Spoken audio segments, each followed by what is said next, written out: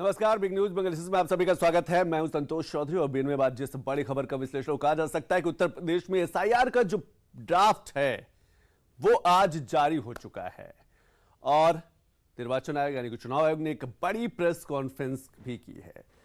SIR की हम जब भी बात करते हैं यानी कि मतदाता सूची में पारदर्शिता के लिए लगातार अलग अलग राज्यों में एसआईआर करवाया जा रहा है। बिहार में हमने देखा कि बिहार वो पहला राज्य बना कि एसआईआर के बाद जहां चुनाव हुए और उसके परिणाम भी देखने को मिले कि जो वोटिंग परसेंटेज है वो ज्यादा देखने को मिला। जो चुनाव पूरी प्रक्रिया में लोगों की जो भागीदारी है वो ज्यादा देखने को मिला, क्योंकि लाखों की संख्या में फर्जी मतदाता वो जैसे उत्तर प्रदेश में जो आया है कि 2,89,00,000 जो फर्जी लोग हैं, फर्जी नाम हैं, वो उस मतदाता सूची से हटाए गए। इसमें बहुत से लोग मृतक के रूप में रहे हैं, बहुत से लोग जो शिफ्टेड रहे हैं, बहुत से लोग जो लापता रहे हैं, बहुत से ऐसे लोग जिनके नाम दो या तीन वोटर सूची में कहा जा सकता है कि उनका नाम था, उनका नाम शहर में भी था, उनका जो जहां के रहने वाले यानी कि जो गांव था वहां पर भी मतदाता सूची में नाम था। तो कुल मिलाकर जो पहला ड्राफ्ट आया है ये फाइनल लिस्ट नहीं है। फाइनल लिस्ट जो है वो 6 मार्च को आएगी, क्योंकि चुनाव आयोग ने एक बड़ा लंबा समय भी दिया है, 6 जनवरी से लेकर 6 फरवरी तक, कि कोई भी दिक्कत है, कोई भी कहा जा सकता है कि आपत्तियां हैं तो आपत्तियां दर्ज कराएं, उनका भी निस्तारण किया जाएगा। तो सबसे पहले एसआईआर क्या है वो देख लेते हैं। और मेरे दिल्ली की आवाज आ रही है, वो बंद कर दिया जाए। एसआईआर के बाद आ गया है ड्राफ्ट। तो देखिए इस ड्राफ्ट में क्या कुछ खास है वो देखना और समझना बहुत जरूरी है। सबसे बड़ी बात कि प्रदेश में कुल फर्जी नाम हटे 2,89,00,000 से ज्यादा जो नाम हैं वो फर्जी नाम हटाए गए। 12,55,00,000 वोटर इस समय उत्तर प्रदेश में। दूसरा, एसआईआर में गणना प्रपत्र जो मिले हैं वो 12.5 करोड़ मिले। मृतक मतदाता जो 2,89,00,000 जो कहा जा सकता है कि फर्जी नाम हटाए गए हैं, जो अनुपस्थित मतलब कि वहां पर नहीं रहते थे, 2 जगह नाम था, उसमें से मृतक जो मतदाता है वो मिले 2,89,00,000 में से 46,23,000। अब दूसरा आंकड़ा देखिए, दूसरी जगह शिफ्टेड है, इसमें लापता गैर मौजूद मतदाता 2,17,00,000 उनकी संख्या, यानी कि 2,89,00,000 में से 46,00,000 के आसपास मृतक मतदाता उस सूची में पाए गए पूरे प्रदेश भर की, और 2,17,00,000 जो मतदाता हैं या फिर जो वो फर्जी वोटर हैं वो उस लिस्ट में थे, जो अलग दूसरी जगह शिफ्ट हो गए थे, यानी कि शहर गांव छोड़कर शहर चले गए हों या फिर कहीं और चले गए हों, लापता रहे, और गैर मौजूद मतदाता। एक से ज्यादा वोटर लिस्ट में नाम वालों की संख्या लगभग 25.47 लाख, यानी कि 25,47,000 के आसपास जो वोटर हैं वो एक से ज्यादा उनका, यानी कि 2 से 3 वोटर लिस्ट में नाम था। शहर में भी हो सकता है, गांव में भी हो सकता है, 2-3 जगह और हो सकता है, तो वो भी इस सूची से हटाए गए। और इसीलिए लगातार जब हम एसआईआर की बात कर रहे हैं, यही पारदर्शिता है, यही इलेक्शन रिफॉर्म की तरफ बढ़ते हुए कदम है कि जो मतदाता सूची है, एक व्यक्ति का 4 जगह नाम की क्या जरूरत है, वो एक जगह का मतदाता होना चाहिए, एक जगह का वोटर होना चाहिए। यही प्रक्रिया पूरी की गई है।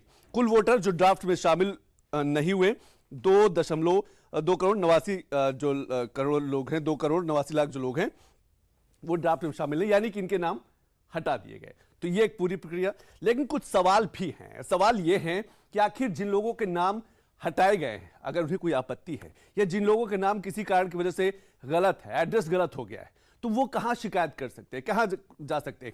सवाल जवाब के रूप में देखिए आप, यूपी की नई वोटर लिस्ट में कब नाम शामिल होगा, यानी कि लोग कब देख पाएंगे? 6 जनवरी से 6 फरवरी तक का समय दिया है कि कोई भी आपत्ति हो, कोई भी दावा हो, कोई भी समस्या हो, आप शिकायत कर सकते हैं। निस्तारण 27 फरवरी तक पूरा निस्तारण कर लिया जाएगा, यानी कि उस समस्या को उसका निस्तारण किया जाएगा। 6 मार्च को यूपी की फाइनल वोटर लिस्ट जो है वो जारी हो जाएगी और आप तब अपना नाम देख सकते हैं। नाम अभी भी देख सकते हैं, लेकिन अगर नाम नहीं है, नाम में गलती है या किसी तरह की कोई दिक्कत है, तो 6 जनवरी से 6 फरवरी तक का एक बार फिर समय मिला है। यह वो वेबसाइट है जहां पर आप जाकर देख सकते हैं। voters.eci.gov.in वेबसाइट पर आप जाएंगे, वहां पर यूपी की नई वोटर लिस्ट डाउनलोड कैसे करें, कैसे आप अपने परिवार का, अपने रिश्तेदारों का नाम, अपने आसपास के लोगों का नाम देख सकते हैं। तो ये वोटर लिस्ट का वेबसाइट है voters.eci.gov.in। राज्य जिला, पहले राज्य का नाम आपको डालना होगा, फिर जिले का नाम डालना फिल करना होगा, फिर विधानसभा, फिर जो कैप्चा कोड है वो फिल करना होगा, और वो भाग्य संख्या भी चुनना होगा जहां से आपका वोट है, जिस जगह का आपका वोट है, उसके बाद आपका वोटर लिस्ट जो है वो डाउनलोड हो जाएगी। कुछ और सवाल है जो लोगों के मन में है, तो इन सवालों का जवाब जानना बेहद जरूरी है, क्योंकि एसआईआर ड्राफ्ट जो है वो आ चुकी है और अब समय भी है कि किसी प्रकार की कोई दिक्कत हो, कोई समस्या हो, उसमें आप देखिए। एक और सवाल आ गया, नई वोटर लिस्ट में नाम गलत है तो क्या करें। अक्सर नाम गलत हो जाता है और उसका खामियाजा काफी लंबे समय तक भुगतना पड़ता है, वो चाहे आगे किसी भी सरकारी काम की बात करें या पासपोर्ट बनवाने की बात करें, वहां पर कई तरीके की दिक्कतें आती, तो उन दिक्कतों को आप अभी भी कहा जा सकता है निस्तारित कर सकते हैं। अभी केवल ड्राफ्ट वोटर लिस्ट जारी की गई है, इसीलिए मैं कह रहा हूं कि 6 मार्च को फाइनल वोटर लिस्ट आएगी। फाइनल वोटर लिस्ट 6 मार्च को आएगी। 6 फरवरी तक अपने बीएलओ ऑफिस में आपत्ति दर्ज कराए। कोई भी परेशानी है कि आपको नाम गलत हो गया है, एड्रेस गलत हो गया है, फादर्स नेम गलत हो गया, तो आप अपने आसपास के जो बीएलओ हैं या फिर आप खुद ऑनलाइन करना चाहें तो आप वो जो वेबसाइट है उस पर करा सकते हैं। एक और सवाल आया कि वोट बनवाने के लिए फॉर्म 6 और जो एनेक्सर 4 है वो कहां मिलेगा। एसआईआर की पूरी प्रक्रिया जो है ऑनलाइन मौजूद है। आप उसी वो वेबसाइट पे आप जाएंगे voters.eci.gov.in पे, वहां जाकर आप देख सकते हैं। न्यू वोटर रजिस्ट्रेशन पर क्लिक और डाउनलोड किया जा सकता है। ये पूरी प्रक्रिया जो है ऑनलाइन ऑफलाइन दोनों, ऑफलाइन मतलब आप बीएलओ से संपर्क करें, उनसे बात करें और अपनी समस्याओं को निस्तारित करें। हमारे साथ 3 खास मेहमान जुड़ेंगे, एसआईआर पर बात करेंगे, क्योंकि जब हम एसआईआर पर लगातार बात करें तो इसमें जमकर सियासत भी हुई है। कई राजनीतिक दल जो हैं इस पर शुरुआत से ही आरोप लगाते रहे कि वोट काटे जा रहे हैं। तो आखिर जब मतदाता सूची में पारदर्शिता की बात करते हैं, जब हम उन मृतकों को उस सूची से हटाने की बात करते हैं, उन शिफ्टेड लोगों को उस सूची से हटाने की बात करते हैं, एक मतदाता के कई जगह वोटर लिस्ट में नाम होने की बात करते हैं, तो आखिर वोट कैसे काटे जा रहे हैं, इसी पर हम एक बड़ा विश्लेषण करेंगे। लेकिन एक रिपोर्ट देख लेते हैं, उसके बाद हम अपने मेहमानों के पास आएंगे। उत्तर प्रदेश में विशेष गहन पुनरीक्षण का काम पूरा हो चुका है। प्रक्रिया पूरी होने के बाद निर्वाचन आयोग ने ड्राफ्ट भी जनता के सामने रख दिया है और अब ड्राफ्ट जारी होने के बाद पूरे प्रदेश भर के मतदाता निर्वाचन आयोग की आधिकारिक वेबसाइट पर अपना नाम देख सकते हैं। 2027 के चुनाव के लिए ये सूची बेहद अहम है। विशेष गहन पुनरीक्षण का मकसद था, पर चलिए सबसे पहले एसआईआर की प्रक्रिया को समझ लेते हैं। एसआईआर का ड्राफ्ट जारी हो चुका है। पारदर्शिता बेहद जरूरी है। नाम उनका कटा है जिनका निधन हो चुका है। स्थायी रूप से स्थानांतरित मतदाताओं का भी नाम हटा दिया गया है। जो मतदाता 2 स्थानों पर पंजीकृत है, यानी कि 2 वोटर लिस्ट में उनका नाम है, उसमें से एक से नाम उनका हटा दिया गया है और उन मतदाताओं का भी नाम हटाया गया है जिन्होंने गणना प्रपत्र नहीं भरा है। इसके साथ साथ लंबे समय से अनुपस्थित मतदाताओं का नाम भी हटा दिया गया है। 2027 के विधानसभा चुनाव में और उससे पहले पंचायत के चुनाव में मतदाता सूची पूरी तरह से पारदर्शी होगी। मतदाता सूची में उन्हीं के नाम अब हैं जो सही रूप से उस स्थान पर रहते हैं। ये एक प्रयास है चुनाव रिफॉर्म का। चुनाव प्रक्रिया को सरल, आसान और पारदर्शी बनाने के लिए निर्वाचन आयोग लगातार काम कर रहा है। 1 करोड़ 4 लाख के पास 4 लाख के आसपास ऐसे वोटर हैं जिनको नोटिस जाएगा। तो 6 जनवरी से अब हमारा नोटिस चरण भी प्रारंभ हो गया है और दावे आपत्तियों का निस्तारण भी करेंगे। ये 27 फरवरी तक चलेगा। तो जहां तक मतदाता का प्रश्न है उसे 6 फरवरी का दिन याद रखना चाहिए, ताकि दावा आपत्ति जो उसको करना है वो 6 फरवरी से पूर्व ही कर देनी है। और 6 मार्च 2026 को हमारा अंतिम मतदाता सूची, इस पूरे एसआईआर की विशेष प्रगाढ़ पुनरीक्षण की अंतिम मतदाता सूची फाइनल इलेक्टोरल रोल 6 मार्च 2026 को हम पब्लिश करेंगे। यानी मतदाता सूची में इस दौरान दावे और आपत्ति की निष्पक्षता के साथ जांच की जाएगी। 2003 की सूची को आधार बनाया गया है, इसीलिए 2003 की मतदाता सूची में दर्ज पाए गए अभिभावकों का नाम उस सूची में शामिल था, उनके नाम सुरक्षित रखे गए हैं और ऐसे मतदाताओं की मैपिंग पहले ही करा ली गई थी। इसके अलावा जिन मतदाताओं या उनके अभिभावकों का नाम 2003 की सूची में नहीं मिल पाया था, उन्हें नोटिस भेजकर दस्तावेज पेश करने का मौका मिला था। अब अपना नाम कैसे चेक कर सकते हैं? निर्वाचन आयोग की वेबसाइट पर आपको सारी जानकारी अब मिल जाएगी। आप अपना नाम डालिए, विधानसभा क्षेत्र डालिए, मतदान केंद्र से जुड़ा हुआ विवरण डालिए और आपका नाम और मतदाता सूची की पूरी सारी जानकारी आपके सामने होगी। ये प्रक्रिया ऑनलाइन और ऑफलाइन दोनों तरह से की जा सकती है। भारत धीरे धीरे चुनाव रिफॉर्म की तरफ बढ़ता जा रहा है। मतदाता सूची में पारदर्शिता की तरफ बढ़ता पहला कदम है, जिसका असर देखने को जरूर मिलेगा। तो उत्तर प्रदेश में कहा जा सकता है एसआईआर को लेकर पहला जो ड्राफ्ट है वो आ चुका है। 2,89,00,000 फर्जी मतदाता, यानी कि फर्जी नाम कहा जा सकता है, उनको हटाया गया है और मतदाता सूची को जो है वो पारदर्शिता की तरफ ले जाने का प्रयास। हमारे साथ 3 खास मेहमान, उनका हम परिचय कराते हैं। हमारे साथ रुद्र प्रताप दुबे जी हैं, राजनीतिक विश्लेषक हैं। दूसरे खास मेहमान अपर्णा दीक्षित जी हैं, भाजपा की प्रवक्ता है। अपर्णा जी बहुत बहुत शुक्रिया, रुद्र जी बहुत बहुत शुक्रिया। तीसरे खास मेहमान अशोक यादव जी हैं, समाजवादी पार्टी के प्रवक्ता। अशोक सर बहुत बहुत शुक्रिया समय निकालने के लिए। लेकिन शुरुआत रुद्र जी आपसे करना चाहूंगा। पहला कदम, पहला ड्राफ्ट आ चुका है, फाइनल लिस्ट 6 मार्च को आनी है। लोकतंत्र को जीवंत बनाने के लिए, पारदर्शी बनाने के लिए ये कदम उठाए गए हैं। लेकिन निश्चित तौर पर आपको पहला कदम यही है कि मतदाता सूची शुद्ध होनी चाहिए, त्रुटिहीन होनी चाहिए। अगर हमें अपने नाम को करेक्शन कराना है तो हमें इंतजार करना पड़ता है। ये वो मौका है। एक जब हमने देखा है बड़े शहरों पे आक्षेप लगते रहे हैं, जिसमें वो लखनऊ भी शामिल है, कि यहाँ पर वोटिंग परसेंटेज बहुत कम है।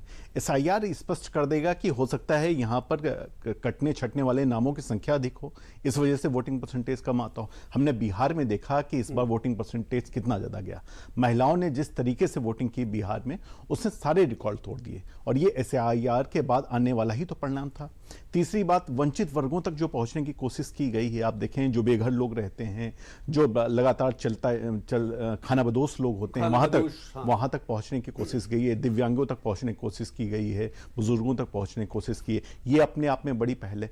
तीसरी बात देखिए, जब आप मतदाता सूची शुद्ध होती है तब पारदर्शी चुनाव होने की परिणाम अधिक हो जाते हैं और उसके बाद उसमें जो भ्रष्टाचार होता है उस पर बहुत लगाम लगती है। तो मुझे लगता है पहला कदम है, बेहद अच्छा कदम है। लोकतंत्र को जीवंत, पारदर्शी और गतिमान बनाने के लिए सबसे आवश्यक कदम था जो ये हुआ। बिल्कुल आपने सही कहा कि चुनाव को पारदर्शी बनाने की तरफ एक बड़ा पहला कदम। अशोक जी, हमें लगता है कोई समस्या अब तो नहीं होगी।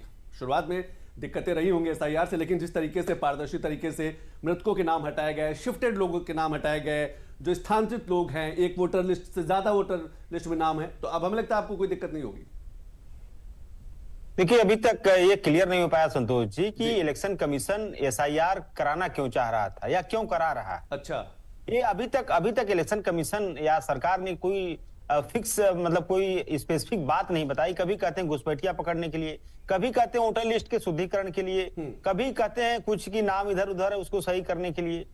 समस्या यह है कि जो 2.89 करोड़ जो जिनके लोगों के नाम कटे हैं उनको क्या माना जाए। जैसे जिसमें है कि कुछ मृतक हैं, इसमें मृतकों की संख्या जो बताई गई है 45 लाख, 45 या 6 लाख, इस तरह से कुछ दोहरी पंजीकरण है 23 लाख, फार्म न लौटाने वाले, इस तरह मतलब टोटल जो नंबर है उसमें बहुत सारी चीजें ऐसी हैं कि जिसमें चुनाव आयोग ने शुरुआत में कह दिया था कि मतदाता सूची में, उस लिस्ट में पारदर्शी, यानी कि ऐसे नाम जिनका कोई काम नहीं है उनको हटाने के लिए पूरी प्रक्रिया है। तो अभी भी शिकायत है आपको?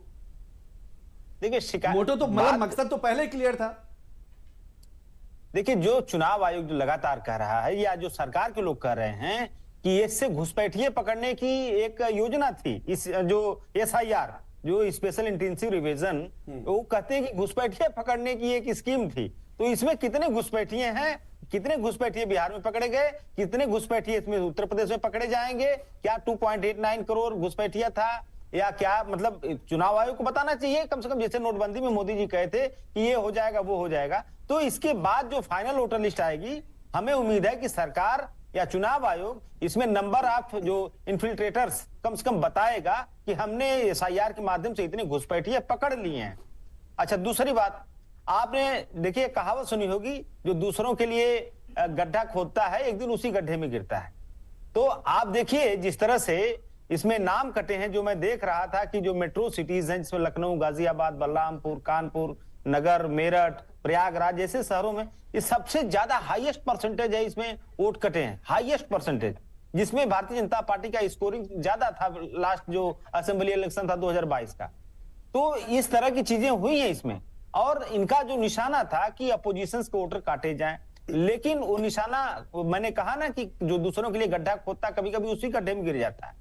तो इसमें निशाना इनके ऊपर लग गया। कह रहे हैं कि ना, आपने फिर आप देखिए, आप फिर वहीं आ गए। आपका कहने का मतलब है कि वोट काटे जा रहे हैं और ऐसे वोट काटे जा रहे हैं जो भाजपा के वोट हैं और मतलब समाजवादी पार्टी या फिर दूसरे राजनीतिक दलों के वोट हैं, वो काटे जा रहे हैं। अरे बिहार का चुनाव आपने देखा, तेज प्रताप यादव अभी तक 10, 15, 20, 50 नाम लेके आ पाए, जिन्होंने कहा कि नहीं हमको तो हमारा तो वोटर लिस्ट से नाम कट गया था, हमें तो वोट डालने नहीं दिया गया, नहीं तो हम तो जीत गए होते। कुछ नाम आ पाया अभी तक? सरकार बने में 3-4 महीने हो गए। संतोष जी, आप पहली बार देखे होंगे आजाद भारत के इतिहास में कि कई जो हमारे वोटर्स थे, जो मरे हुए वोटर थे, मुर्दा वोटर थे, वो जिंदा होकर सुप्रीम कोर्ट की दहलीज तक पहुंचे थे। भाई कहां बात कर रहे हैं आप? मरे हुए लोग जिसको इलेक्शन कमीशन मार दिया था, वो बेचारे जिंदा होकर सुप्रीम कोर्ट पहुंच गए, स्वर्ग से आके सुप्रीम कोर्ट पहुंच गए। तो ऐसे ऐसे कारनामे चुनाव आयोग ने किया है। रुद्र जी को फ्रेम में रख के बिहार से 2, 4, 5, 10 नाम आप बता देते, या फिर आपके सहयोगी दल हैं वहीं से मंगवा लेते कि भैया बताइए 10 नाम जो उन्होंने कहा हो कि हमें सीमांचल में हम रहने वाले हैं, क्योंकि मुस्लिम बाहुल इलाका है सीमांचल, और वहां पर हमें वोट देने नहीं दिया गया क्योंकि SIR में नाम कट गया। नहीं संतोष जी, आप ये बताइए कि जो सुप्रीम कोर्ट में जो लोग पेश हुए थे, जिनको चुनाव आयोग ने मार दिया था, क्या वो फर्जी लोग थे? रुद्र जी को विंडो में रखिए। हाँ, क्या वो फर्जी लोग थे? जो मरे हुए लोग जिंदा होकर जो सुप्रीम कोर्ट में पहुंच गए थे, और जिन्हीं को ग्राउंड बनाकर सुप्रीम कोर्ट ने बहुत सारे ट्रांसपेरेंसी, अभी देखिए मैं भूल गया एक बात, अभी रुद्र जी ने कहा ट्रांसपेरेंसी के लिए, तो ट्रांसपेरेंसी कहां चुनाव आयोग दिखा रहा था? वो तो सुप्रीम कोर्ट ने बार बार नकेल डाला कि नहीं ये बताओ, नहीं बताएंगे चुनाव आयोग, फिर कहा नहीं तुम इस तरह। ठीक है अशोक जी, मैं आता हूं। तो हर चीज को जब जी अपर्णा जी देखिए, अशोक जी के पास वही समस्याएं हैं, वही दिक्कतें हैं, इनको पूरे SIR की पूरे प्रोसेस से ही समस्या है, इनका पारदर्शिता से ज्यादा कोई मतलब नहीं। इनका कहना यह कि इनके वोट काटे जा रहे हैं, जहां पर इनके वोट है, इनके सहयोगी दलों के वोट हैं, वो काटे गए हैं। संतोष जी, आपने जिस प्रक्रिया के हिसाब से आपने शुरुआत में आपने पूरा पैकेज दिखाया, और पैकेज में आपने एक विश्लेषण किया ताकि हमारे दर्शकों को विधिवत तरीके से SIR प्रक्रिया में हो रहे बदलाव और ड्राफ्ट का मतलब समझ में आ जाए, जो वोट कटे हैं उनको भी मतलब समझ में आ जाए कि हमें अब जुड़ना कैसे है। और रही बात हमारे प्रवक्ता साथी की, तो मैं इनसे कहना ये चाहती हूँ महोदय, 27 अक्टूबर को ये SIR की प्रक्रिया चुनाव आयोग ने शुरू की थी, और तब जिस तरीके से 15,44,19,000 वोट थे, उसी प्रक्रिया को, जो वोटर लिस्ट थी उसी प्रक्रिया को हमने आगे बढ़ाया, उसी वोटर लिस्ट को, और हमने सबको ड्राफ्ट नोट भेजे और फॉर्म भेजे, और उनसे सभी BLO के माध्यम से हमने ड्राफ्ट के माध्यम से एक रिसीविंग ली सभी वोटरों से कि आप ये फॉर्म फिल कीजिए, और आपके साथ ही या हर किसी को अधिकार दिया कि जो वोट या तो फर्जी है, आप उन्हें बूथ पर जो भी वोट है उनको ये अधिकार दिया कि अगर आप फर्जी हैं तो आप शिकायत कर सकते हैं और फॉर्म भर सकते हैं। और ऐसे ही हमारे जो बाहर रह रहे लोगों को, जो रिश्तेदार हों या फिर उनके घर वाले हों, उनको ये अधिकार दिया कि आप वो रिसीविंग दे सकते हैं। ये सारे अधिकार चुनाव आयोग ने दिए, और ये भी कहा कि जिनके छूट गए हैं उनके लिए भी एक फॉर्म है।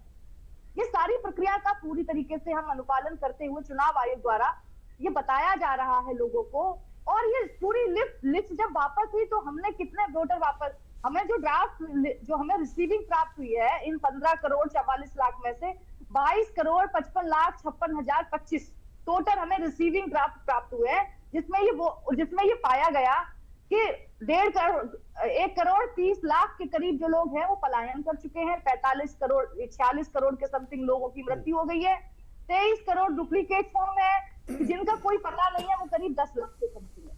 और इसी प्रकार से एक संज्ञानित आपने भी पैकेज में चलाया, चुनाव आयोग ने प्रेस कॉन्फ्रेंस पे दिखाया कि आप फॉर्म 6 भर सकते हैं अगर आपका कट गया है, तो फॉर्म 8 भर सकते हैं अगर आप शिफ्ट कर गए हैं, तो 6A विदेश में रहते हैं तो भर सकते हैं, 7 भर सकते हैं, और मैंने तरीके बताए।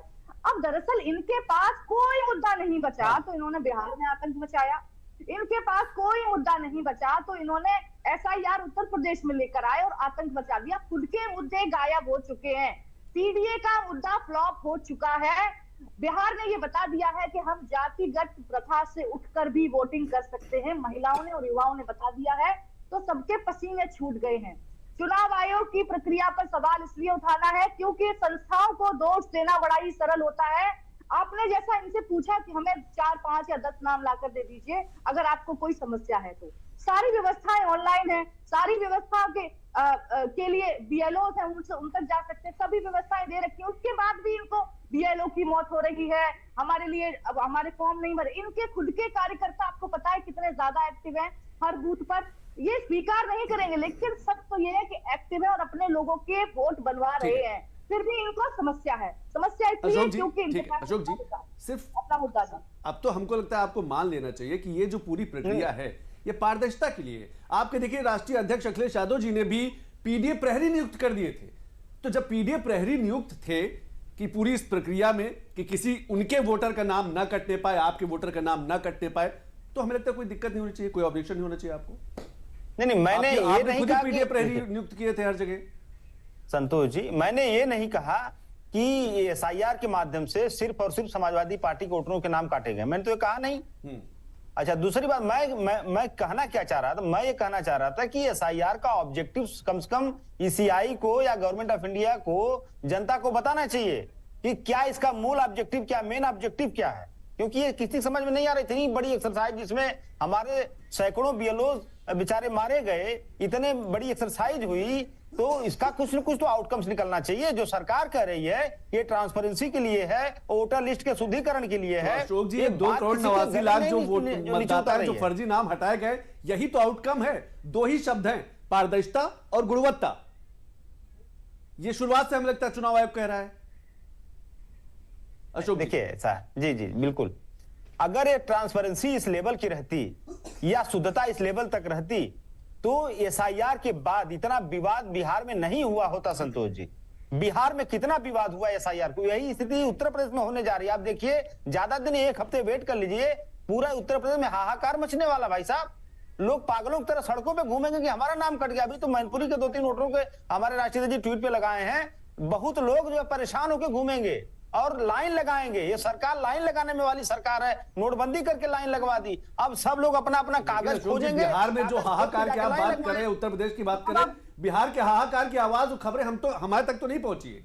यहां तो लोगों को नहीं पता चल पा रहा कि वहां पर 150 लोग ऐसे मिले हैं जिन्होंने आंदोलन किया हो, तहसील में बैठे हो, डीएम कार्यालय में बैठे हो कि भैया हमारा वोटर लिस्ट में नाम था और इस एसआईआर के आने के बाद हमारा लिस्ट में नाम कट गया और हम वोट नहीं दे पाए। देखिए संतोष जी, आप तक है कुछ खबर ऐसी, या रुद्र जी को मैं जोड़ लेता हूं। रुद्र जी, कुछ खबर है आप तक, आपके पास, कि बिहार का चुनाव संपन्न भी हो गया, वोटिंग परसेंटेज भी बहुत अच्छा रहा और 150 लोग ऐसे आए हों जो तहसील के सामने, डीएम कार्यालय के सामने, प्रदेश में उन्होंने आए हों और उन्होंने कहा कि भैया मेरा नाम पहले था, एसआईआर के बाद नाम कट गया और मैं वोट नहीं दे पाया। हाँ, देखिए, अशोक जी की 2 या 3 बातों का अशोक जी ने कहा कि कई ऐसे मरे लोग हैं जो सुप्रीम कोर्ट के सामने पेश हो जाते हैं जिंदा। इसीलिए तो एसआईआर लाया गया है ना अशोक जी। जब चुनाव आयोग ने इस एसआईआर की घोषणा की तो पहली दफा नहीं हो रहा है। ये एसआईआर की प्रक्रिया लगातार होती रहती है। जब चुनाव आयोग ने एसआईआर की घोषणा की तो उन्होंने यही कहा था कि मतदाता सूची को शुद्ध होना चाहिए। कई जगहों पर एक व्यक्ति का 3-4 जगहों पर नाम है, वो हटना चाहिए। इसमें मुझे लगता है कहीं कोई दिक्कत नहीं होनी चाहिए। अगर बोगस वोट काटे जा रहे हैं तो कहीं कोई दिक्कत नहीं होनी चाहिए। और घुसपैठिए का अर्थ वही होता है कि एक व्यक्ति अगर 4 वोटर लिस्ट में घुसपैठ करके रखा है तो उसको उन 3 जगह से हटा के एक ही जगह पर रहने दिया जाए जहां का वो वासी है। उन घुसपैठियों का नाम हटाना है। तीसरी बात, देखिए, बिहार में एसआईआर के बाद वोटिंग परसेंटेज बहुत तेजी से बढ़ा। चौथी बात, जब आप कह रहे हैं कि उत्तर प्रदेश में भी अभी लोग सड़कों पर उतर पाएंगे, क्यों उतर आएंगे? अभी तो एक लंबा समय दिया गया है नाम जुड़वाने के लिए। आप नाम जुड़वाइए, आप सड़क पे क्यों उतर के आ रहे हैं? आपके पास अभी पूरा एक समय दिया गया है। चौथी बात, 6 जनवरी से 6 फरवरी तक। जी, चौथी बात आपने कहा बीएलओ की मृत्यु हो रही। तो अशोक जी, आपकी पार्टी ये लगातार मांग करती रही है कि ईवीएम से चुनाव होना चाहिए। उस ईवीएम से जब चुनाव होंगे तब पर भी तो शिक्षकों की ड्यूटी लगेगी ना, उसी टाइम बाउंड में लगेगी, उतने ही आधार पर लगेगी। उतने वक्त अगर मृत्यु होगी तो उसकी गारंटी कौन लेगा? देखिए, आप तो एक तरफ आप कह रहे हैं इनसे काम मत कराइए, इनकी मृत्यु हो रही, दूसरी तरफ आप और दूसरे काम की पैरवी कर रहे हैं। चौथी एक जरूरी बात अशोक जी ये है कि अशोक जी ने कुछ गलत मुद्दा उठा लिया विरोध करने। जरूरी ये बात अशोक जी ये है कि आपने कहा कि लखनऊ से वोट कटा, गाजियाबाद से कहा, कानपुर नगर से कटा। तीनों बीजेपी की सीट हैं और जितनी भी शहर की सीटें होती हैं अमूमन बीजेपी बड़े अंतर से जीतती है। तो यहां पर तो ये चुनाव आयोग एकदम पारदर्शी नजर आ रहा है। आप खुद भी इस बात को स्वीकार कर रहे हैं कि वो पारदर्शी नजर आ रहा है। पीडीए के वोट ना काट के बीजेपी के वोट काटे जाने, आप ही कह रहे हैं इस बात को। और 5वीं सबसे जरूरी बात कि जन जागरूकता अशोक जी बढ़ी है। देखिए, हम भी बात कर रहे हैं, आप भी इस विषय पर बात कर रहे हैं, ये चर्चा हो रही है और इस चर्चा के बाद लोगों को अपना नाम जुड़वाने, नाम देखने की प्रक्रिया में तेजी से बढ़ा। आज के सिर्फ हिट्स बता दूं आपको अशोक जी, ECI.gov.in पे 23 लाख हिट्स हो चुके हैं। लोग अपना नाम सर्च कर रहे हैं, देख रहे हैं। ये जन जागरूकता ही वोटिंग परसेंटेज को बढ़ाती है। और अभी बहुत समय है, हम लोग जोड़ सकते हैं नाम को। मुझे लगता है आपको भी इस जन जागरूकता में जुड़ना चाहिए, लोगों से अपील करना चाहिए कि सड़कों वड़कों पर उतरने की जरूरत नहीं, अभी तो बहुत समय है। आप नाम जुड़वाइए और मतदान के लोकतंत्र की प्रक्रिया में भाग लीजिए।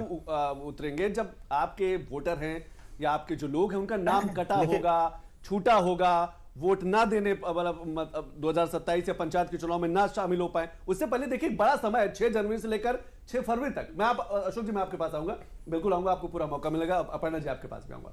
एक बार देख लेते हैं कि किन राज्यों में चुनाव होने वाले हैं। बिहार का भी एक आंकड़ा देख लेते हैं कि वोटिंग परसेंटेज, और इसके साथ साथ वो राज्य जहां पर SIR को लेकर SIR हो रहा है, और उसके बाद कुछ वो भी राज्य देख लेते हैं जहां पर चुनाव होने। लेकिन सबसे पहले कहां SIR? उत्तर प्रदेश, पश्चिम बंगाल। पश्चिम बंगाल में भी बवाल मचा हुआ है, TMC विरोध कर रही है, उसे डर है। मथुरा समुदाय को लेकर कहा जा सकता है कि एक बड़ी बैठक, बड़ा महासंघ चल रहा है। तो लेकिन वो राज्य आप देख ले रहे कहां पर SIR इस समय चल रही है।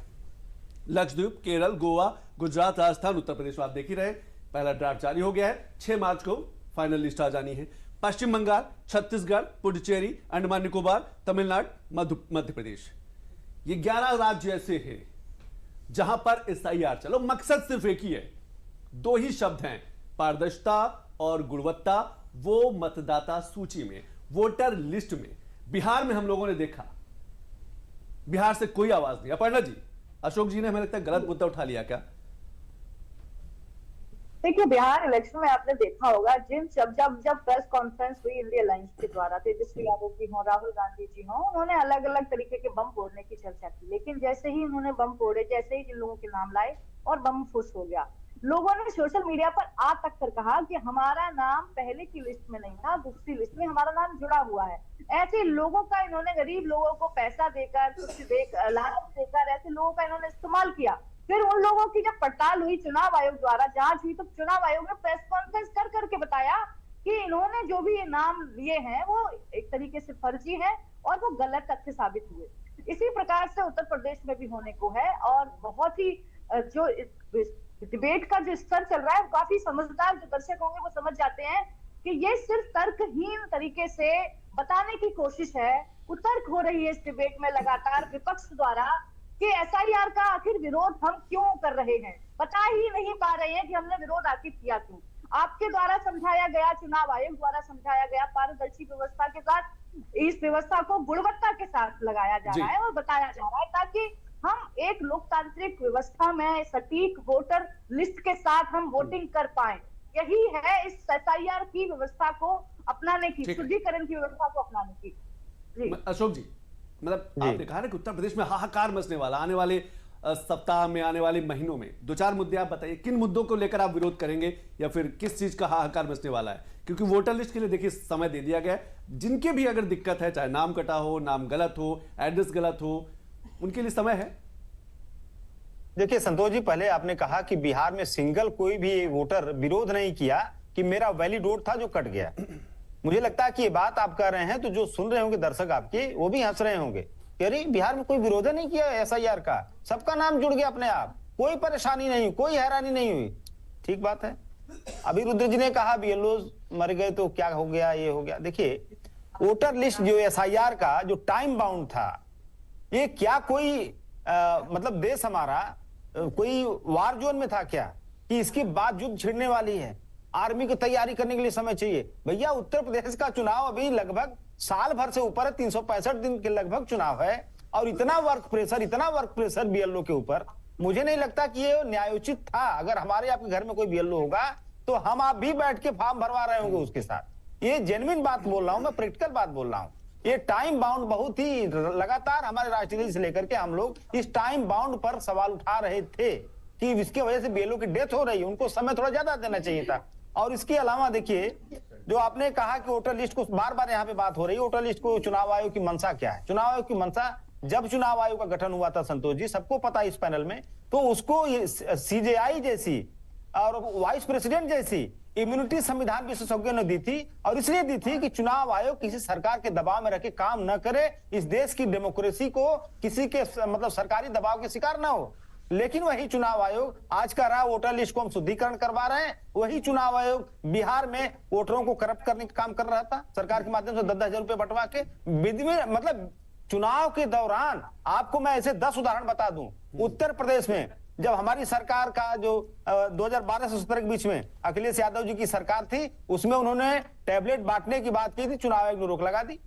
उस रायतू बंधु योजना आंध्रा में चुनाव आयोग ने रोक लगा दी। उड़ीसा में इसी तरह की योजना चुनाव आयोग ने रोक लगा दी। लेकिन वही चुनाव आयोग आपको समय से दिक्कत है, चुनाव के इस समय नहीं कराना बंटवाता रहा। चुनाव के दौरान बिहार में पैसे बंटवाता रहा चुनाव आयोग, और आप कह रहे हैं अशोक जी हम कह रहे हैं आपको समय से दिक्कत है कि इस समय नहीं कराना चाहिए।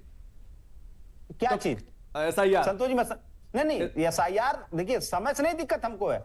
हमको दिक्कत सिर्फ इस बात का है जो हमारे जो सरकारी कर्मचारी थे, जो BLOs थे, उनको जो फर्स्ट फेज का जो 30 डेज का जो टाइम बाउंड किया गया। अपर्णा जी देखिए समय के साथ अशोक जी के मुद्दे भी बदलते जा रहे हैं। आप ये कह रहे हैं कि समय से प्रॉब्लम है कि ये जो समय था ठंडक का समय है, ऐसे समय में SIR नहीं करना चाहिए। 2027 के आसपास संतोष जी आप मेरी बातों घुमा रहे हैं। मैंने ये नहीं कहा हम समझ रहे हैं कि मैंने नहीं बदलते जा रहे हैं, मुद्दे शिफ्ट की हो रहे हैं। मैंने ये कहा 30 डेज का टाइम बाउंड जो फर्स्ट फेज के लिए दिया गया, इसकी वजह से BLOs के मतलब ऊपर इतना वर्कलोड आया, वर्क प्रेशर आया, इसको थोड़ा बढ़ा देना चाहिए था। मेरे कहने का मतलब है देखिए अशोक जी ने पिछली बार बोला कि जो लोग मृत पाए गए थे वो सुप्रीम कोर्ट का रुख अपना रहे थे। अब इनको इस बात से समस्या थी।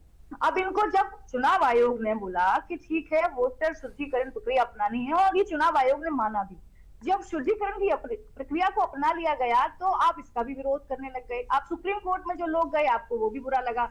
आखिरकार आप चित्तवी पट मेरी पटवी मेरी कैसे हो सकता है? विरोध करने के लिए कोई एक साइड चुनिए ना। कौन सी साइड है आप? चुनाव आयोग के आप खिलाफ हैं अगर, तो आप कोई साइड तो चुनेंगे ना। क्या आप दोनों ही साइड बोल रहे हैं कि अब सुप्रीम कोर्ट लोग जाते थे उनका क्या होगा, अब हम क्या करेंगे? तो देखिए मुद्दा ये है कि आज आपके पास सच में तथ्यों के साथ बात रखने का डिबेट में आज आपके पास कोई मौका बचा नहीं है, क्योंकि सब कुछ क्लियर हो गया है। पारदर्शी व्यवस्था के साथ क्लियर हुआ है, और अब कोई सड़कों पर नहीं उतरेगा। भले ही आप कितना भी बरगला लीजिए 2024 के जैसे, भले ही आप ये कहो कि आरक्षण खतरे में है, EVM को लेकर है, भले ही आपका संविधान खतरे में है। लोगों को अब समझ में आ रहा है संतोष जी, कि दर्शकों को भी समझ में आ रहा है, वो समझदार हो रही है कि ये कैसे बरगलाने की राजनीति करते हैं। चुनाव आयोग पर आप प्रश्न चिन्ह उठा दीजिए तो लोकतांत्रिक व्यवस्था पर प्रश्न चिन्ह खड़ा हो जाएगा। लोगों में अराजकता व्याप्त होने का पूरा बहुत बड़ा एक षड्यंत्र था, जिसमें ये फेल हुए हैं बिहार इलेक्शन के बाद, और उत्तर प्रदेश में भी होंगे, और अन्य राज्यों में जहां भी ये भड़काऊ बयान देते हैं वहां पर भी होंगे। लोग अनर्गल बातें नहीं सुनेंगे। और हमें लगता है अपर्णा जी, जिस SIR के मुद्दे को लेकर विपक्ष इतना हैतौबा मचा रहा था, आज मुझे ये समझ में आ रहा है कि विपक्ष के पास कहने के लिए कुछ नहीं बचा।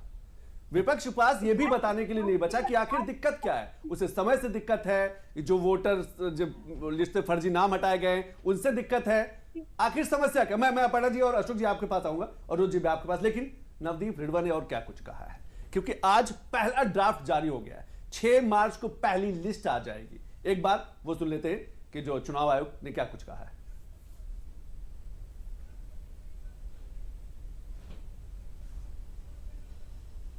1 करोड़ 4 लाख के पास 4 लाख के आसपास ऐसे वोटर हैं जिनको नोटिस जाएगा। तो 6 जनवरी से अब हमारा नोटिस चरण भी प्रारंभ हो गया है, और दावे आपत्तियों का निस्तारण भी करेंगे। ये 27 फरवरी तक चलेगा। तो जहां तक मतदाता का प्रश्न है, उसे 6 फरवरी का दिन याद रखना चाहिए, ताकि दावा आपत्ति जो उसको करना है वो 6 फरवरी से पूर्व ही कर देनी है। और 6 मार्च 2026 को हमारा अंतिम मतदाता सूची, इस पूरे SIR की विशेष प्रगाढ़ पुनरीक्षण की अंतिम मतदाता सूची, फाइनल इलेक्टोरल रोल 6 मार्च 2026 को हम पब्लिश करेंगे। तो इसमें जैसे ही आज जैसे पब्लिश हुआ, तो पहला कार्य हमने अभी राजनीतिक दलों के साथ भी जिले में बैठक की, राज्य स्तर पर भी आज कर रहे हैं। तो यही कह रहे हैं कि सबसे पहला काम हर वोटर का ये है कि इस पे क्लिक करके, और जब आप क्लिक करते हैं और अपना एपिक नंबर डालते हैं, तो आपको बता देता है कि आपका नाम किस विधानसभा के किस बूथ संख्या के किस सीरियल नंबर पर है। तो सारे मतदाता उत्तर प्रदेश के इसको अवश्य चेक कर लें, ड्राफ्ट इलेक्टोरल रोल को।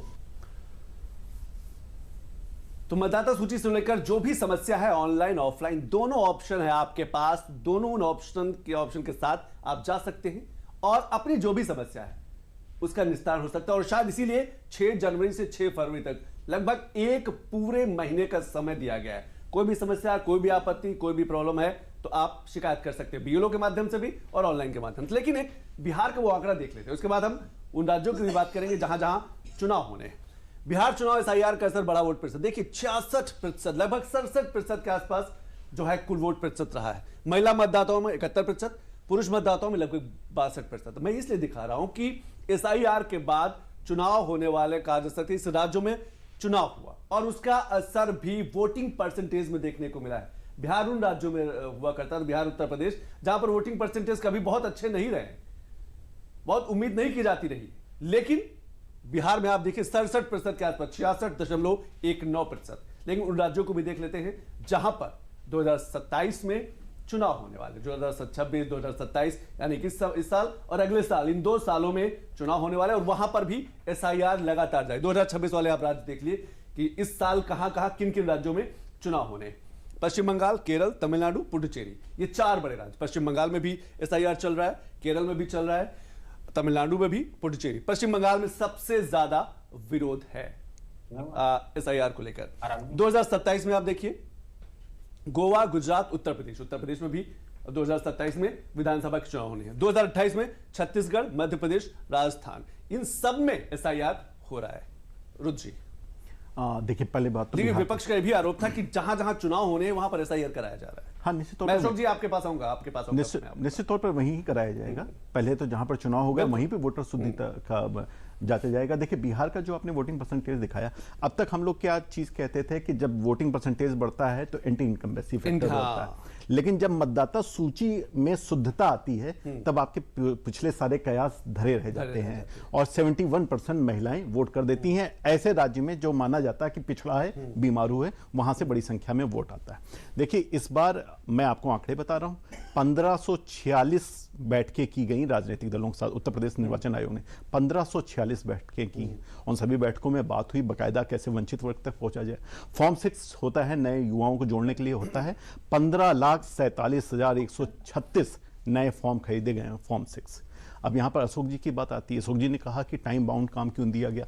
एक भी प्रभावी काम बता दीजिए अशोक जी जो टाइम बाउंड ना होता हो।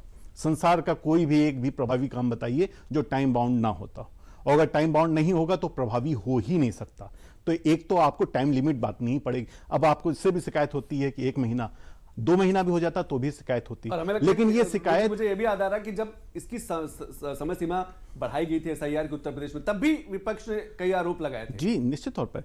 आप जब बीएलओ और बीएलए को, आज पूरी बीएलए को लिस्ट चली गई है, क्या अशोक जी एक भी या 4-6 ऐसे लोग आप आए हैं आपको जिस पे आपत्तियां आपको हों ईसी के साथ? क्योंकि अगर आप कह रहे हैं इलेक्शन कमीशन ने वहां पर रोक दिया, वहां पर उनको प्रचार नहीं करने दिया, और दूसरी तरफ आप कह रहे हैं इलेक्शन कमीशन यहां पर जो वोट काट रहा है वो बीजेपी के वोट काट रहा है, गाजियाबाद, कानपुर नगर और लखनऊ के, तो आप कहना क्या चाह रहे हैं? आप एक तरफ कह रहे हैं कि इलेक्शन कमीशन बीजेपी के साथ है, एक तरफ कह रहे हैं बीजेपी के ही वोट काट रहा। तो देखिए 3 या 4 इसमें जरूरी चीजें ये समझिए कि मतदाता सूची की शुद्धता आवश्यक है। अगर आप इस पर प्रश्न उठाते हैं तो आप पारदर्शी चुनावों पर प्रश्न उठाते हैं। दूसरी बात, क्या आपके पास ऐसा प्रमाण है कि हाँ ये संबंधित 100 लोगों के, 200 लोगों के वोट काटे गए? अगर प्रमाण है तो प्रमाण के साथ आइए। तीसरी जरूरी चीज कि जन जागरूकता अभियान में हमेशा साथ देना चाहिए।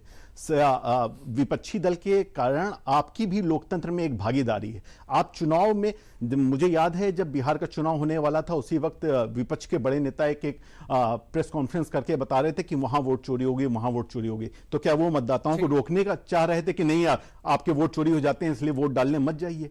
तो लोकतंत्र इस तरह की चीजों से कमजोर होता है। मुझे लगता है अगर लोकतंत्र में जन भागीदारी बढ़ानी है तो कम से कम इस तरह के प्रयासों को समर्थन नहीं दे सकते तो नैतिक समर्थन को जोड़ देना चाहिए। समर्थन बेहद जरूरी, जहां बात पारदर्शिता की हो, बात जहां ऐसे वोटर की हो जो घुसपैठिए के रूप में हो, बात जहां देश की सुरक्षा की हो, क्योंकि रोहिंग्या जैसे बड़े मुद्दे उत्तर प्रदेश, पश्चिम बंगाल, असम, हर राज्य प्रभावित है। अशोक जी कुछ रिएक्शन, कुछ जवाब आपके पास? हाँ संतोष जी, देखिए रुद्र जी शायद मेरी बातों को या तो समझ नहीं पा रहे हैं या तो मेरी बातों को डाइवर्ट करने की कोशिश कर रहे हैं, दो ही बात हो सकती है। मैंने ये नहीं कहा कि टाइम बाउंड नहीं होना चाहिए, किसी भी काम को करने के लिए बिना टाइम बाउंड कोई काम आपने देखिए अशोक जी, आपने कहा था कि वॉर जोन में देश नहीं है, वॉर जोन में थोड़ी चल रहा है कि नहीं, अभी एसआईआर कराना है 30 डेज, मैंने 30 डेज बोला था। 30 डेज आप लोगों ने मिस कर दिया या कैसे कर दिया, आई डोंट नो।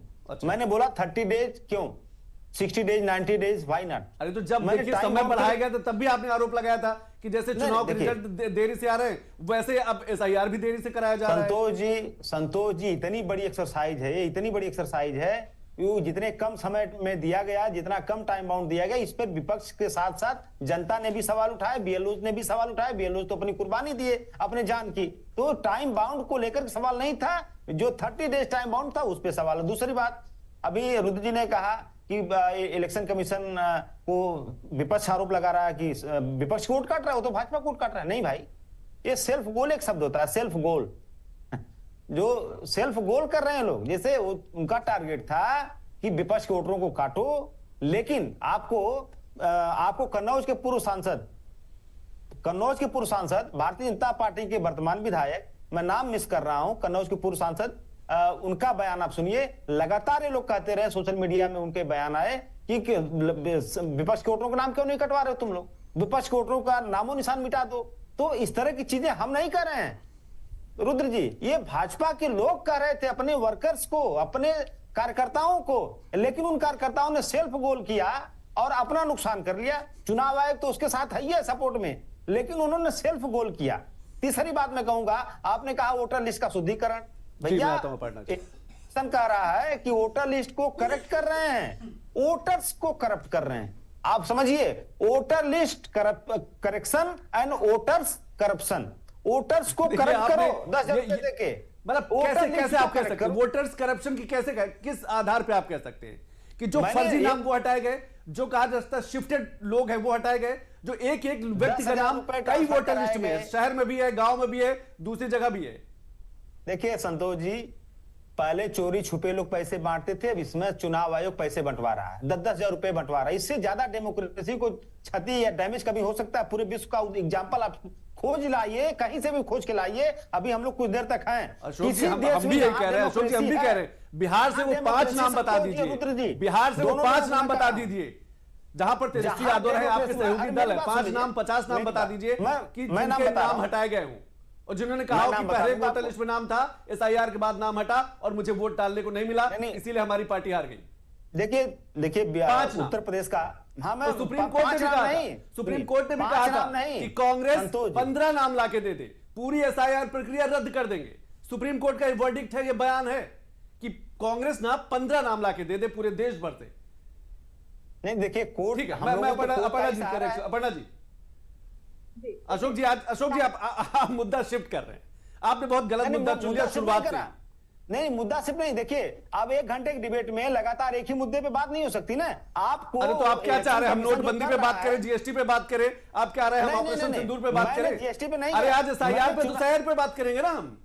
एसआईआर की ही बात मैं कर रहा हूं, और एसआईआर के तहत ही मैंने कहा 10,000 रुपए वोटर्स के खाते में चुनाव आयोग में ट्रांसफर करवाए। तो ये क्या एसआईआर से अलग है क्या मुद्दा?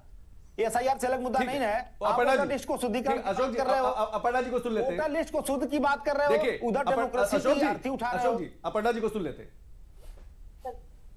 ज्ञान का भंडार जब खत्म हो जाता है, ज्यादा जानकारी नहीं है, क्योंकि बोलने की उतनी ही लिमिट है, उतना ही बोला जाएगा, कुछ इस पर बोलने के लिए है ही नहीं, खुद का मुद्दा नहीं है, तो यही होता है जो अशोक जी कह रहे हैं कि 1 घंटे की डिबेट में हम और कितना बोल सकते हैं। मैं बता दूं, टाइम लिमिट की 30 दिन की इन्होंने बात की थी, जब उसके बाद फिर 15 दिन किया गया, फिर 1 हफ्ता किया गया, फिर ये आया कि 1200 से अधिक जो बूथ हैं उनको हम 1200 न करके थोड़ा कम संख्या रखेंगे, तो उसमें हमने बूथों की संख्या बढ़ाई, उसके लिए हमने फिर 6 दिन का समय मांगा। ये पूरी प्रक्रिया को फिर हमने ऑनलाइन करने के लिए फिर हमने 6 दिन का समय मांगा। तो ये पूरी प्रक्रिया ऐसे ऐसे हुई और यहाँ तक आई। अब समस्या क्या है? समस्या ये है अशोक जी की कि इस मुद्दे को लेकर हम कुछ कर नहीं पाए उत्तर प्रदेश में, ये सबसे ज्यादा समझ में आ रहा है। इन्होंने पीडीएफ प्रहरी बनाए, इन्होंने पीडीएफ खुद बनाया, पीडीएफ को लेकर आप देखिए अच्छा उत्तर प्रदेश में क्या चल रहा है, इनका शिफ्टिंग हो रहा है। मुद्दों को शिफ्ट कैसे करते हैं? हालात के अनुसार। जैसे ही बिहार इलेक्शन हारे उसके बाद पीडीएफ में अल्पसंख्यक को छोड़कर फिर आधी आबादी आ गई, फिर इन्होंने डी फॉर डिंपल पढ़ाया, ए फॉर अखिलेश पढ़ाया, और पता नहीं कितने मुद्दे आए और चले गए। दरअसल जिन लोगों को आदत हो ना कि बूथ कैप्चर करके किसी को वोट नहीं डालने देना है, टुकली बम फेंकने हैं, गोलीबारी करनी है, खून खराबा करना है, बूथ कैप्चरिंग करना है, ऐसी आदत हो तो उनको पारदर्शी व्यवस्था समझ में नहीं आएगी। गुंडागर्दी वाली पार्टी समाजवादी पार्टी जब इनका राज हुआ करता था उत्तर प्रदेश में, सब जानते थे कि किस तरीके से बूथ कैप्चरिंग करके लोगों को वोट डालने का अधिकार तक छीन लेते थे। वो समाजवादी पार्टी को कोई समझ में नहीं और समझा नहीं सकते हम लोग। सुप्रीम कोर्ट आ जाए या फिर कोई कोर्ट आ जाए, नहीं समझा पाएंगे इनको कि ये एसआईआर की प्रक्रिया में, लोकतांत्रिक प्रक्रिया में शुद्धिकरण होना कितना अनिवार्य है, पारदर्शी होना कितना अनिवार्य है। ठीक है, समस्या बस यही है और कुछ भी नहीं। संतोष जी, बिल्कुल समस्या यही, और समस्या अब कहा जा सकता है कि खत्म सी हो गई, लेकिन अभी अशोक जी कह रहे हैं कि नहीं, समस्या है, समस्या समय को लेकर है, समस्या अलग अलग कहा, बिहार से लेकर उत्तर प्रदेश तक। अभी अशोक जी ने कहा कि हाहाकार मचेगा अगले सप्ताह या अगले महीने। ठीक है अशोक जी, हम लोग बात करेंगे, उस पर भी हम लोग जरूर बात करेंगे, लेकिन कुछ रिएक्शन और देख लेते हैं। संजय निषाद का क्या कुछ कहना है, कुछ और जो मिनिस्टर है उनका क्या कुछ कहना है। तो आज के दिन अच्छा हुआ, कम से कम मेरे लोगों का नाम कट रहा है, शिफ्ट वालों का है। अब जिनका रहेगा जुड़वाना होगा, फार्म में भर के जुड़वा लेंगे। जो छूटे लोग हैं, ऐसा नहीं है कि सबके नाम कट गए तो अब जुड़ेंगे नहीं है। कोई भी नाम नया जुड़वा सकता है, किसी परिवार से होगा। ऐसा थोड़ी है कि जो जन्म लेता है कि उसका नाम आता ही है, कहीं दूसरे जगह शिफ्ट करता वहां नाम जुड़ता ही है, कहीं आता। तो ये क्या मतलब, ये अब दहशत नहीं, लोगों की सेवा के भाव से काम करें तो शायद आगे सत्ता में आ सकते, नहीं तो फिर इस तरीके का हमेशा भ्रम डालेंगे पब्लिक में, तो लोगों को भ्रमित करने वाले नेता से दूर हो जाओ। देखिए, एसआईआर के माध्यम से निष्पक्ष और पारदर्शी चुनाव हो, ये चुनाव आयोग की मंशा है। और निश्चित तौर पे जब निष्पक्ष चुनाव होंगे तो लोकतंत्र के स्तंभ को और मजबूती मिलेगी, और इस पूरे प्रक्रिया से हमारा भारत का लोकतांत्रिक स्तंभ और मजबूत होगा। रुचि, अशोक जी की स्थिति ठीक नहीं चल रही इस समय। नहीं, अशोक जी के सही है, लेकिन अशोक जी को वोटर करप्शन नहीं कहना चाहिए था। एक राजनीतिक दल के प्रवक्ता होने के बाद आप जनता को भ्रष्टाचारी कहें तो ये ठीक नहीं है। आपको ये लगता है कि पैसे से जनता बिक जाती है, वोट करती है, मुझे लगता है ये नहीं कहना चाहिए। आपको लोकतंत्र में जनता पे भरोसा करना चाहिए और ये मानना चाहिए कि जनता निष्पक्ष होकर मतदान करती है, जो सही होता है उसको मतदान करती है। दूसरी बात, आपने 10,000 रुपये की स्कीम बताई कि 10,000 रुपये से वोटर्स को खरीद लिया गया, तो क्या आप ये मानते हैं कि अगली जगह जहाँ जहाँ चुनाव होगा, जहाँ पे विपक्ष की दल है, वो इस रणनीति को अपना कर जीत सकते हैं? इस बात को आप मानते हैं क्या? क्योंकि आपने कहा 10,000 रुपये लेकर वो चुनाव जीत लिया गया, तो क्या आगे भी ये रणनीति चालू रहेगी? फिर तो हर सरकारें वैसे ही रहेंगी जैसे वो रहेंगी। तीसरी जरूरी बात, देखिए, लोकतंत्र की भागीदारी अशोक जी हमेशा सापेक्ष होती है। आप आलोचना करें वहां पर करें जहां पर आवश्यक हो, लेकिन आप वहां पर करते हैं जहां पर आवश्यक नहीं है।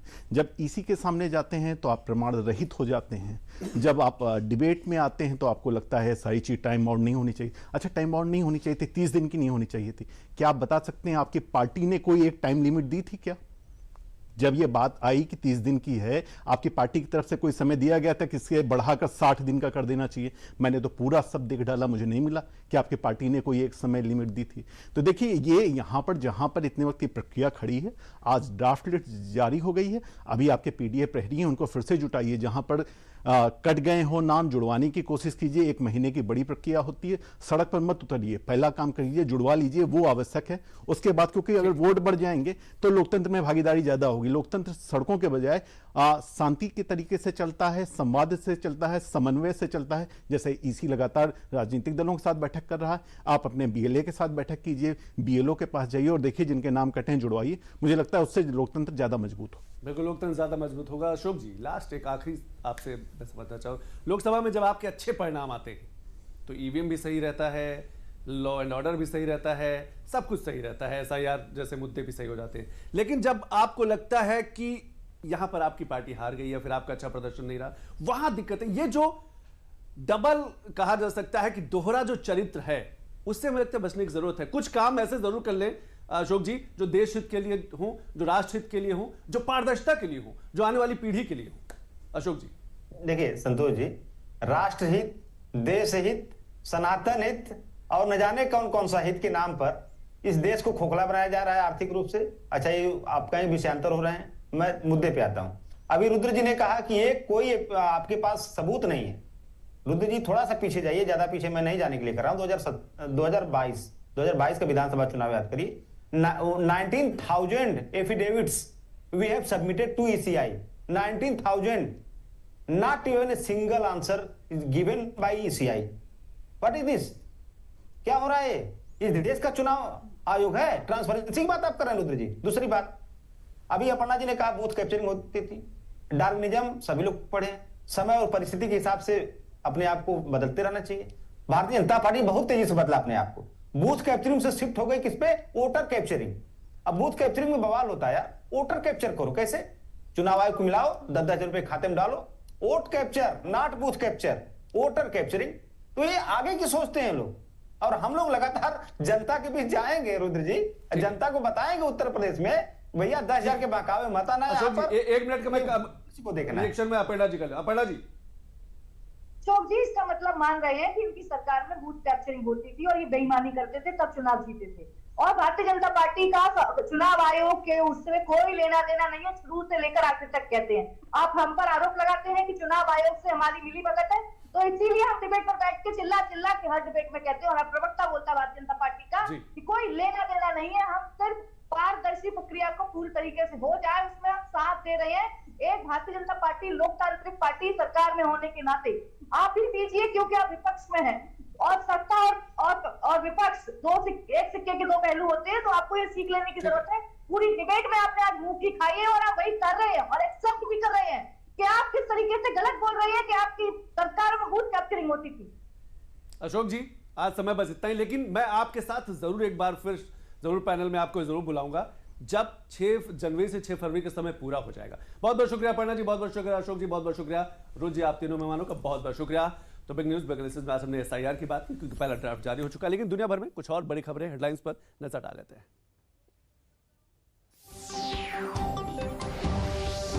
पाकिस्तान भारत के खिलाफ बढ़ते एक्शन से डर में है और उसने कश्मीर मुद्दे को लेकर चीन के सामने अपना दुखड़ा रोने की कोशिश की है। पाकिस्तान ने कश्मीर को लेकर चीन से समर्थन की अपील की है। इजराइल ने लेबनान, हमास और हिजबुल्लाह के ठिकानों पर एयर स्ट्राइक की। हमास और हिजबुल्लाह को निशाना बनाने के लिए कई हवाई हमले किए।